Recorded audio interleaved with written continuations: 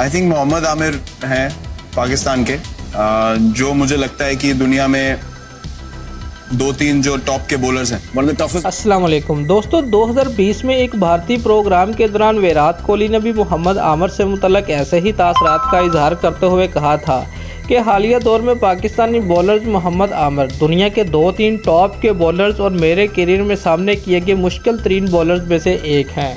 दोस्तों, गुज़िश्ता कुछ अरसे से अपनी भरपूर सलाहियतों का मुजाहरा ना कर सकने वाले मोहम्मद आमिर टेस्ट क्रिकेट से रुखसत ले चुके हैं, जबकि ऑस्ट्रेलिया के खिलाफ 3 T20 मैचों में सिर्फ 1 विकेट लेने के बाद से मुख्तलिफ फॉर्मेट की क्रिकेट की पाकिस्तानी टीम से भी बाहर हैं। दोस्तों, पाकिस्तान क्रिकेट बोर्ड के सेंट्रल कॉन्ट्रैक्ट से महरूम किए गए मोहम्मद आमिर अहलिया की उम्मीद से होने की वजह से दौरा इंग्लैंड के लिए ऐलान किए गए स्क्वाड का हिस्सा भी नहीं है। दोस्तों, इसके बाद 31 साल स्टीवन स्मिथ से बाबर आजम के मुतल्लिक सवाल किया गया तो उनका कहना था कि वो उम्दा खिलाड़ी है, बैटिंग करते हुए उनके पास खासा वक्त होता है।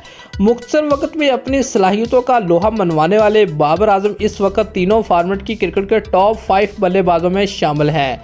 पाकिस्तान की T20 टीम और वनडे टीम के कप्तान मुकर्रर किए गए बाबर आजम का धीमा लेकिन अपने पुरअतमाद अंदाज और खेल पर तवज्जो उन्हें शायकीन नाकदीन की क्रिकेट का पसंदीदा खिलाड़ी बनाती है।